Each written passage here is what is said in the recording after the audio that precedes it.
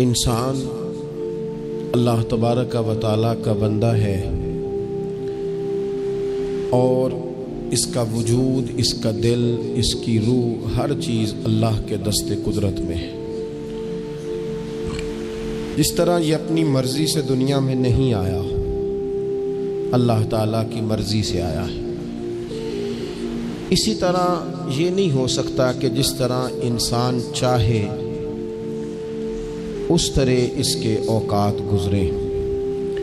محنت کرنا، کوشش کرنا، جد و جہد کرنا اس کی ذمہ داری ضرور ہے، لیکن ہوگا وہی جو رب چاہے گا۔ اللہ تبارک و تعالیٰ نے انسانی زندگی میں تمام موسم رکھے ہیں۔ بچپن کا موسم، جوانی کی بہار، بڑھاپے کے اوقات، اپنوں کا ملنا، اپنوں کا بچھڑنا، شادیوں کی خوشیاں اور جنازوں کے غم، یہ سارا کچھ انسانی زندگی کا حصہ ہے۔ لیکن انسان چونکہ طبعی طور پر کمزور ہوتا ہے، اپنے مزاج کے لحاظ سے بہت ساری جگہوں پہ اس میں ضعف پایا جاتا ہے، تو یہ کرتا یہ ہے کہ جس تسلی کے ساتھ خوشی کو قبول کرتا ہے، اسی طرح کھلے دل کے ساتھ غم کو قبول نہیں کرتا۔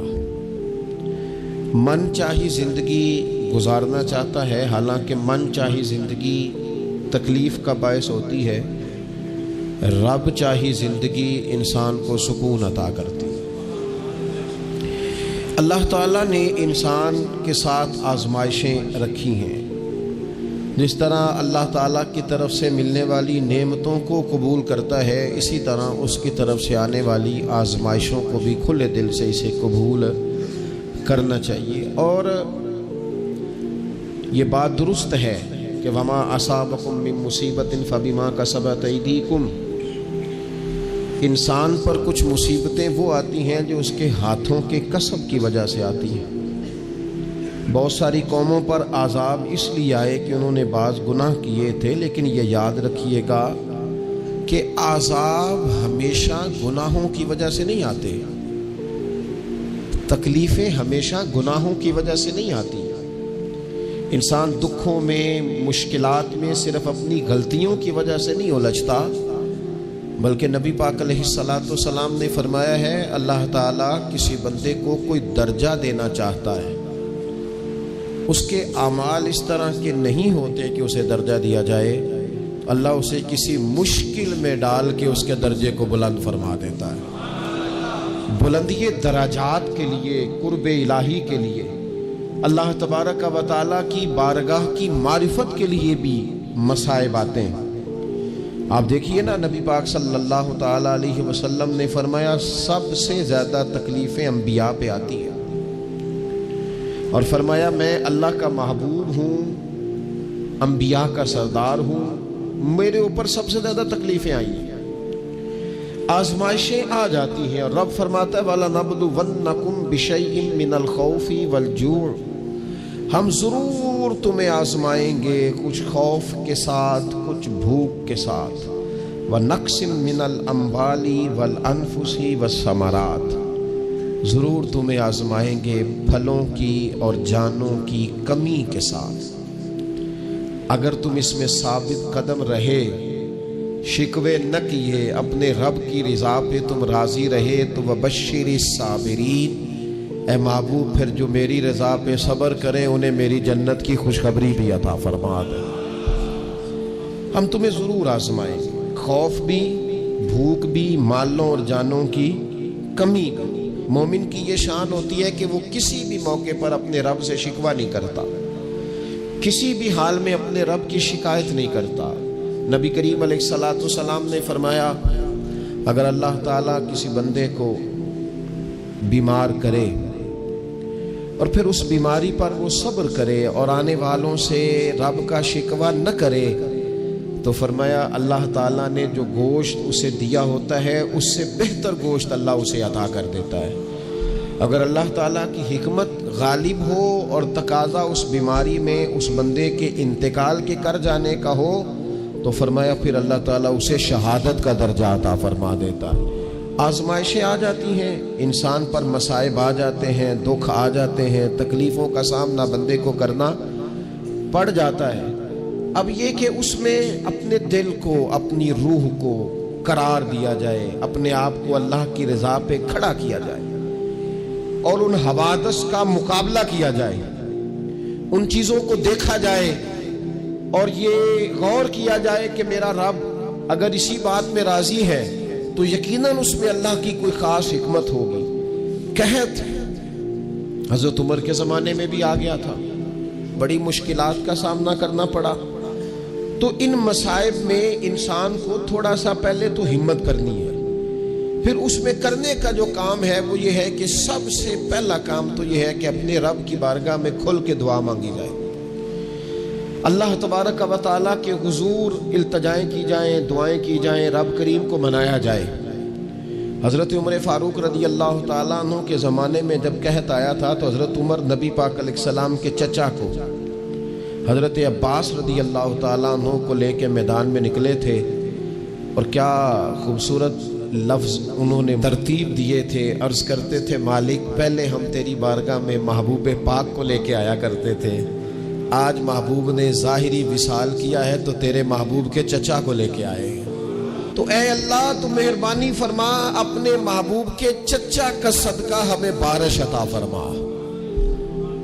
تو بس حضرت عمر نے وہ دعا مانگی، حضرت عباس کو وسیلہ بنایا تو اللہ نے بارش عطا فرما دی۔ اچھا، پھر یہ دونوں چیزیں ہمیں حدیث صحیح میں ملتی ہیں۔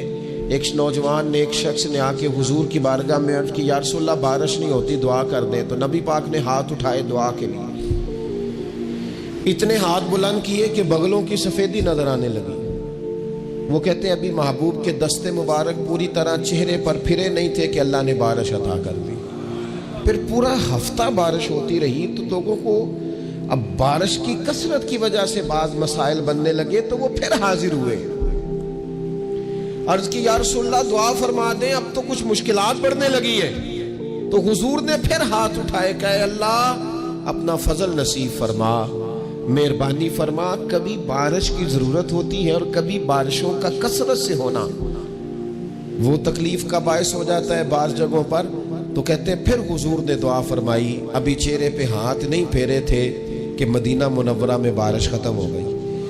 تو سب سے پہلا اور ضروری کام ہمارا آج مزاج بن گیا ہے کہ ہم تبصرے کرتے ہیں، سیاست کرتے ہیں، اس پر بیٹھ کر اب ایک اور دور آ گیا ہے، ویڈیو بناتے ہیں، موبائل چلاتے ہیں، جو کہ بہت بڑا امتحان ہے ہمارے لیے کہ صرف 20 منٹ موبائل کو ہاتھ نہ لگائیں، بہت بڑا امتحان ہے۔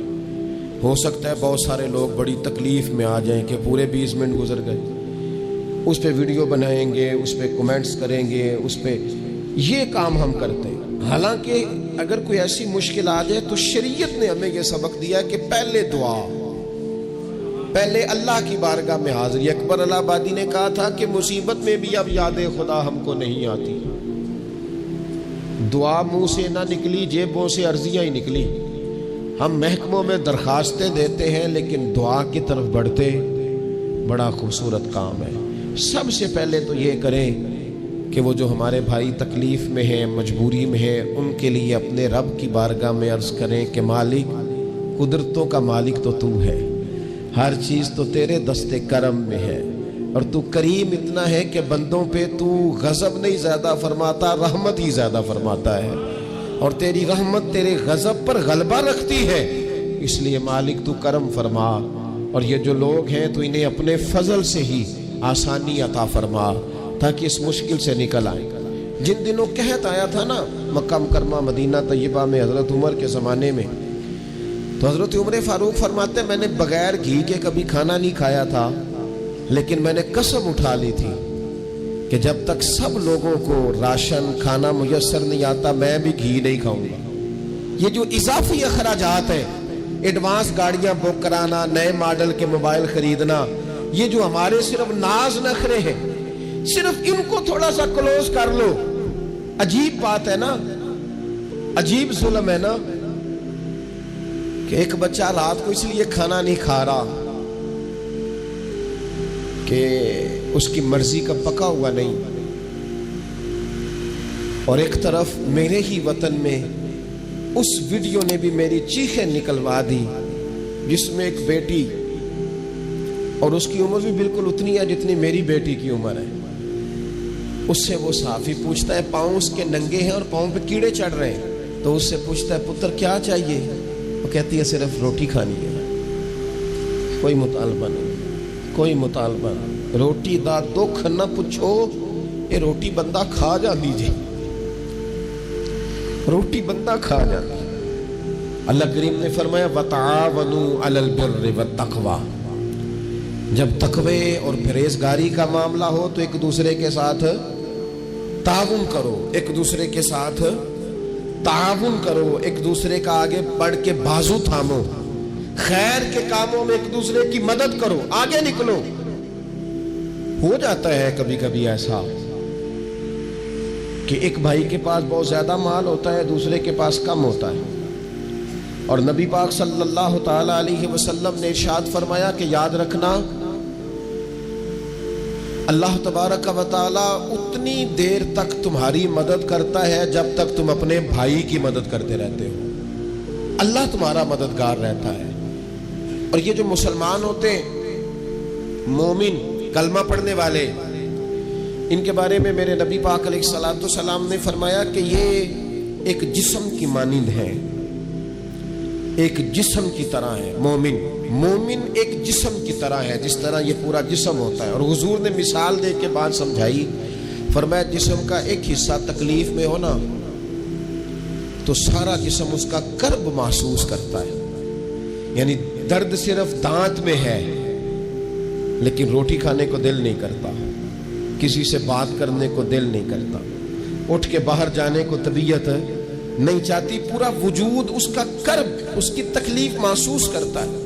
فرمایا جس طرح ایک جسم کے ایک حصے کو تکلیف ہو، آپ مجھے بتائیے نا، آپ کے دانت میں تکلیف ہے تو کیا کبھی آپ کے دماغ نے کہا ہے کہ ڈاکٹر کے پاس نہیں جانا؟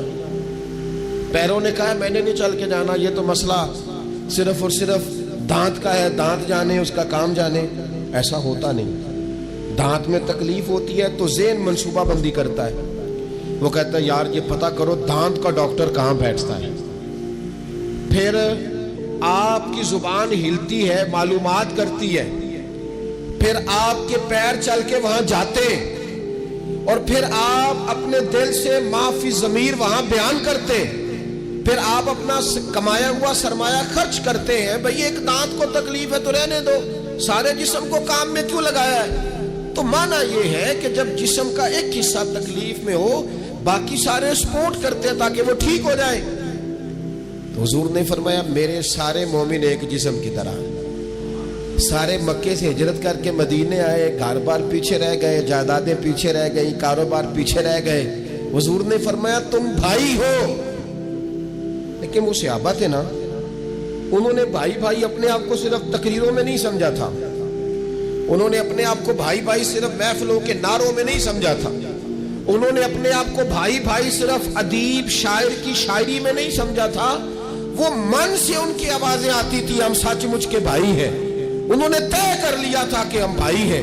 لہذا جب حضور نے کہا نا آپ تمہارے بھائی وہاں سے ہجرت کر کے آئے ہیں تو ان کی مدد کرو، تو پھر انہوں نے صحیح والا بھائی سمجھا، دھاکہ رکھ کے اپنا گھر تقسیم کر کے آدھا اپنے بھائی کو دیا، کاروبار بانٹ کے اپنے بھائی کو دیا، جس کے پاس 4 اونٹ تھے اس نے 2 اپنے بھائی کو دے دیے، چلتے کاروباروں میں بھائیوں کو شریک بنا لیا، انہوں نے انہیں اس طرح کر کے رکھا کہ پھر وہ جو مہاجر تھے وہ مہاجر رہے ہی نہیں، انہیں یوں لگا کہ ہم تو ایک گھر سے اپنے دوسرے گھر میں شفٹ ہوئے، انہیں کسی جگہ بھی کوئی تکلیف نہیں آئی۔ لیکن امیر آدمی غریب کو بھائی سمجھنے کو تیار ہوتا نہیں، تگڑا بندہ چھوٹے کے قریب جانے کے لیے راضی ہوتا نہیں، جب تک وہ خاص ذہن نہ بنے جو ذہن ہمیں رسول پاک صلی اللہ علیہ وسلم نے عطا کیا، اتنی دیر تک انسان اس مقام تک پہنچ نہیں سکتا جہاں وہ اپنے بھائی کے لیے خیر کا معاملہ کرے۔ تو ایک تو یہ کہ ہمیں آگے بڑھنا چاہیے، ان لوگوں کو اپنا بھائی جاننا چاہیے۔ چوتھی بات، اسلام کے اندر نا ہر ذی روح کے ساتھ نیکی کرنے کا اجر ہے، ہر تر جگر والے کے ساتھ نیکی کرنے کا ثواب ہے اسلام کے اندر. جو تر جگر رکھتا ہے، جس کے وجود میں روح ہے، اس سے نیکی کریں اجر ملے گا. صحیح حدیث میں موجود ہے نا. اور میرا خیال ہے آپ سب کو وہ حدیث آتی ہے کہ نبی پاک علیہ السلام نے فرمایا کہ ساری زندگی گناہ کرنے والی عورت نے کتے کو پانی پلایا تھا تو رب نے بخشش فرما دی. کتا حلال جانور بھی نہیں، کتے کو پانی پلایا، ساری زندگی کے گناہ تھے، اللہ نے معاف کر دیا. کوئی بھی تر جگر والا ہو، آپ مجھے بتائیے ایک کتے کو پانی پلانے سے رب معاف کرتا ہے، تو اگر وہ کسی انسان کی خدمت کرے، اور نرا انسان نہیں مسلمان، اور نرا مسلمان نہیں مدینے والے کا غلام، رسول اللہ کا کلمہ پڑھنے والا، اس کے ساتھ نیکی کرنے سے اللہ کتنا اجر عطا فرمائے گا. تو عزیز بھائی، مخلوق خدا سے جب لوگ پیار کرتے ہیں، جب لوگ محبت کرتے ہیں، اور جب ہمارے دل نرم، ہمیں نا مادہ پرست بنایا گیا ہے کچھ عرصے سے، ہمارا ذہن بنا دیا. اور یہ ڈھیر سارے لوگ ہیں جو تقسیم کرتے ہیں ذہنوں کو، ڈھیر سارے لوگ، اس میں بعض مذہبی لوگ بھی شامل ہیں اللہ ماشاءاللہ، جو ذہن تقسیم کرتے ہیں، چھوٹی چھوٹی اپنے لالچ کے لیے لوگوں کو ایک دوسرے سے دور کرتے ہیں. یہ تقسیم کار ہمارا عام حصہ ہے، عام جز ہے. یاد رکھنا، جب قومیں مادہ پرست ہو جاتی ہیں نا، جب وہ ہر چیز کو پیسے میں تولتی ہیں اور پہلے اپنا نفع دیکھتی ہیں، پھر وہ معاشرہ انسانوں کا معاشرہ نہیں رہتا، وہ تاجروں کا معاشرہ ہوتا ہے. وہاں ہر چیز سیل ہوتی ہے، بیچی جاتی ہے. دوستو، قلبی طور پر جب دلوں میں گنجائش ہوتی ہے، جب ہمارے دلوں میں وسعت ہوتی ہے، جب ہمیں پیار کرنا آتا ہے، 2 آدمیوں کا کھانا 3 آدمی کھا سکتے ہیں. شرط یہ ہے کہ وہ تیسرے کو بٹھانے کی وسعت رکھتے ہوں. 4 آدمیوں کا کھانا 5 آدمی کھا سکتے ہیں. شرط یہ ہے کہ ان کے دلوں میں گنجائش موجود ہو. یاد رکھنا، ایک چھت کے نیچے ایک ہی گھر کے اندر 4-5 خاندان گزارا کر سکتے ہیں. شرط یہ ہے کہ ان کے دلوں میں گنجائش موجود ہو. شرط یہ ہے کہ وہ قلبی کیفیات وہی رکھتے. لیکن ہمیں نا کچھ مست سا کر دیا گیا ہے اپنی اپنی دنیا داری میں، کچھ محو سے ہیں، کچھ اس طرح کا ماحول بنا دیا گیا. مجھے کیا لینے دے مجھے. مذہبی لوگ بھی اتنے لاکھ کی محفل نعت، اتنے لاکھ کا عرس، اتنے لاکھ کی فلانی شہر. او خدا کے بندو، کچھ دیر کے لیے چھوڑ لو، کچھ دیر کے لیے مہربانی کر لو، اور دیکھو تو صحیح ضرورت کس چیز کی زیادہ ہے. چلو کوئی تو گنجائش پیدا کرو زندگی میں، کہیں کسی ایک چیز کو روک لو. مستحب کا اور واجب کا فرق ہی نہیں سمجھتے. اقبال کہنے لگے، یہ کسی شوخ نے لکھ دیا یہ جملہ محراب مسجد پر کہ یہ ناداں گر پڑے سجدے میں جب وقت قیام آیا. وقت تو قیام کا تھا، تم سجدوں میں ہو. اٹھنے کا ٹائم تھا، لوگوں کی مدد کرنے کا وقت تھا، اور تم ابھی بھی اپنے ختمات شریف میں الجھے ہوئے ہو. کل 10واں چہلم مستحب ہے، 2 آدمی بیٹھ کے ختم دلا لیں، ہو جاتا ہے. یہ باقی کا لاکھوں روپے کا مال ان جگہوں پہ پہنچایا جائے جہاں ضرورت ہے. محفل نعت آپ کے محلے کا نوجوان بھی نعت پڑھ سکتا ہے، مقامی خطیب کو بھی تقریر آتی ہے، ہر جمعے کرتا ہے، اور بڑے کام ہے کرنے والے. لیکن وہ بس ٹھیک ہے، ہم جہاں لگ گئے وہاں سے ہلنے کو تیار ہی نہیں. ایک مخصوص سا مزاج بنا لیا، اس سے باہر آنا ہی نہیں چاہتے، پسند ہی نہیں کرتے. تو اپنی زندگی کے اندر وسعت پیدا کریں، اپنے دل میں وسعت پیدا کریں. یاد رکھیں، جب بندہ کسی کے بچوں کا سوچتا ہے تو اللہ اس کے بچوں پر فضل فرماتا ہے. جب انسان کسی کا گھر آباد کرتا ہے، رب اس کا گھر آباد کرتا ہے. حضرت ابوبکر صدیق فرمایا کرتے تھے، تو اللہ کے دین کی خدمت میں لگ جا، تیرا ذاتی کوئی کام رب رکنے نہیں دے گا، وہ سارے تیرے کام ہوتے رہے. ہم کیا سمجھتے ہیں کہ تگڑی تقریروں سے لوگوں کو قریب کر لیں گے؟ کہ ہم کیا سمجھتے ہیں کہ بڑے بڑے پوسٹر لگائیں گے محفلوں کے تو لوگوں کو؟ ہم کیا سمجھتے ہیں حساب صرف نمازوں کا ہونا ہے؟ ہم کیا سمجھتے ہیں کہ حساب صرف ہم سے سجدوں کے بارے میں پوچھا جائے گا؟ یہ بھی سوال ہوگا. یہ بھی صحیح بخاری مسلم میں موجود ہے، صحیح حدیث میں موجود ہے کہ رب فرمائے گا، او بندے میں بھوکا تھا تو نے مجھے روٹی نہیں کھلائی، میں پیاسا تھا تو نے پانی نہیں پلایا، کپڑوں کی حاجت تھی تو لے کے نہیں آیا، بیمار تھا تو نے تیمارداری نہیں کری، مالک تو کھانے سے پاک، پینے سے پاک، پہننے سے پاک، بیماری سے پاک۔ تو رب کریم فرمائے گا وہ جو تیرے پڑوس میں بندہ بیمار تھا تو میں ہی تو تھا نا، وہ جو تیرے پڑوس میں آدمی بھوکا تھا تو بندہ تو میرا ہی تھا نا، وہ جو تیرے دائیں بائیں لوگوں کو حاجت تھی تو وہ میرے ہی بندے تھے۔ خدا کے بندے تو ہیں ہزاروں، بنوں میں پھرتے ہیں مارے مارے، میں اس کا بندہ بنوں گا جس کو خدا کے بندوں سے پیار ہوگا۔ کچھ نہ تھوڑا سا اپنے دلوں میں وہ کیا بات کی تھی ساگر نے، اس نے کہا تھا کہ یہی ہے ذوق عبادت کی انتہا ساگر، او غم حیات کے ماروں کا احترام کرو۔ یہ جو غم حیات کے مارے ہیں ان کا احترام کرو۔ 100 گھر تھا مدینہ شریف میں، امام ابو نعیم نے اس کو لکھا ہے۔ ہمارے ہاں بھی لوگ افطاری کراتے ہیں، سیاسی افطاری رمضان میں، سیاسی افطاریاں جن سے ہمیں کام نہیں پڑتا، جن سے ہمیں کل کو کام نکلوانا ہو تو ان کی روٹی پکائی جاتی ہے۔ سیاسی ولیمے، سیاسی دعوتیں، سیاسی لوگوں کے اجتماعات، VIP کے لنگر، یہ ہمارا کلچر بن گیا ہے، یہ ہمارا مزاج بن گیا ہے۔ اور نبی پاک علیہ السلام نے فرمایا لعنت اس دعوت پر جس میں امیروں کو بلایا جائے اور غریبوں کو نظر انداز کیا جائے، وہ تو ملعون دعوت ہے۔ 100 گھر پورا تھا مدینہ منورہ میں، جس میں 3 وقت کا کھانا، بچوں کے کپڑے، اگر کوئی بیمار ہو جاتا تو دوائیاں، اور دے کون جاتا ہے اللہ ہی بہتر جانتا ہے۔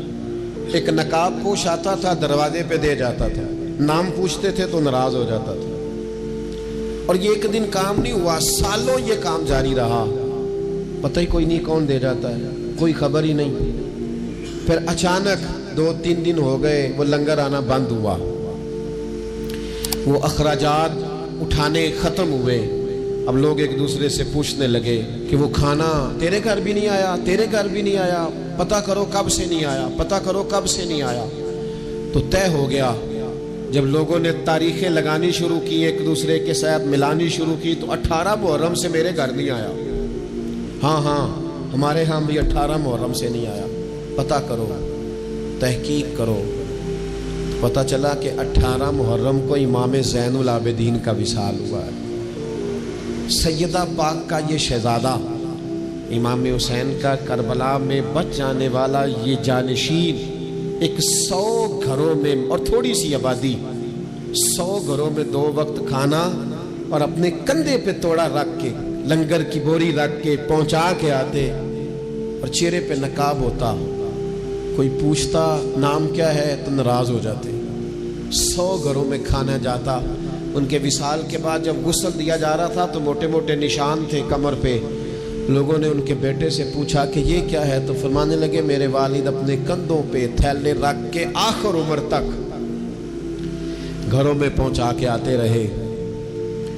لوگوں نے کہا حضور آپ کیوں نہیں جاتے تھے، آپ جوان تھے؟ تو آپ کے شہزادے کہنے لگے میں کہتا تھا ابا جی سے کہ میں نہ چلا جاؤں، تو فرماتے تھے پتر اگر تو جائے گا تو پھر تجھے اس غریب کا نام بھی بتانا پڑے گا، میں تیرے سامنے پردہ نہیں کھول سکتا، یہ میرا اور میرے رب کا راز ہے۔ اس چپکے کے ساتھ، اس محبت کے ساتھ حضرت امام زین العابدین رضی اللہ تعالیٰ عنہ خدمت کرتے۔